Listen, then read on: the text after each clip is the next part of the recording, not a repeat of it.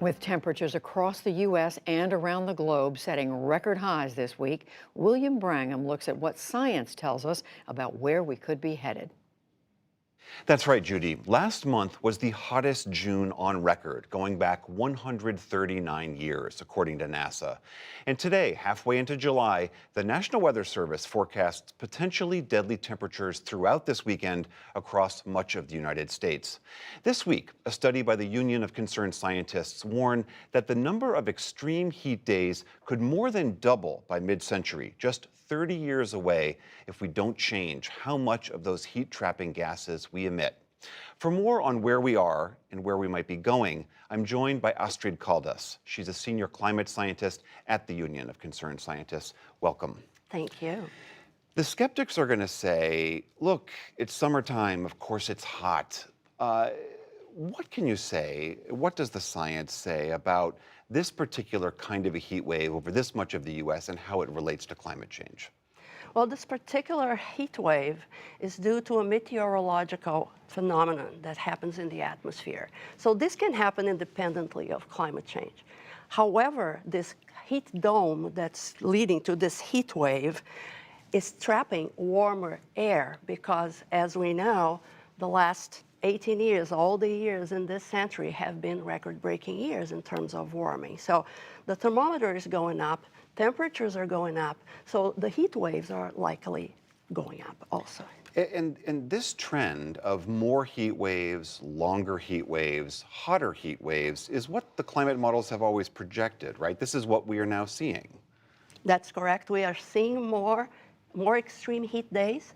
We are seeing more consecutive extreme heat days, and we are slated to see a lot more of these extreme heat days, as you said, if we don't take any measures to reduce the emissions that we pump into the atmosphere, because extreme heat is one of the extreme impacts of climate change that responds very well to the emissions in the atmosphere. So if we have more emissions in the atmosphere, more greenhouse gases, warmer. But if we reduce, they reflect that, and the extreme heat is reduced.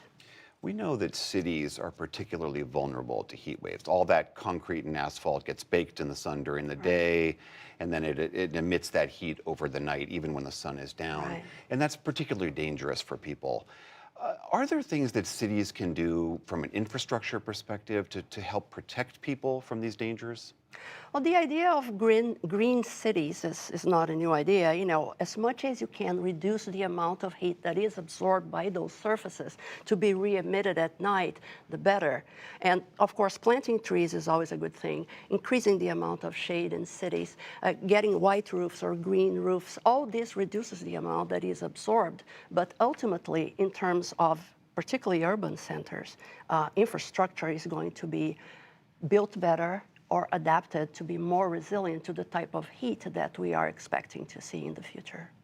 Another issue, obviously, with a heat wave like this is air conditioning. We know it's life-saving. We know more and more people need it, especially in the developing world. But there's a double-edged sword to air conditioning. It's incredibly energy-intensive, and it's also an emitter of greenhouse gases. So how do we wrestle with that in a world that's getting hotter? Yes, this is very critical because we need the air conditioning. More areas in the United States are getting air conditioners because they are starting to feel the heat, as I always say. Seattle last year got a big boom in the sales of air conditioning. Areas that Seattle, Washington did. Seattle, Washington, yes. So areas that never had air conditioning, traditionally, historically, are starting to get so hot that people are starting to buy air conditioning. This puts a strain on our power grid. That makes the power grid emit more, of course, you know, because we're using electricity, so there's more emissions. And in addition to that, the substances that are used in those refrigerators and this air conditioning is also the coolants are potent greenhouse gases also, and they are also contributing to the global warming. So more air conditioning, more emissions, more global warming, need more air conditioning again, and that goes on and on and on. The snake swallows its tail. Yes, absolutely. It's very tricky. Astrid Caldas of the Union of Concerned Scientists, thank you. Thank you, William.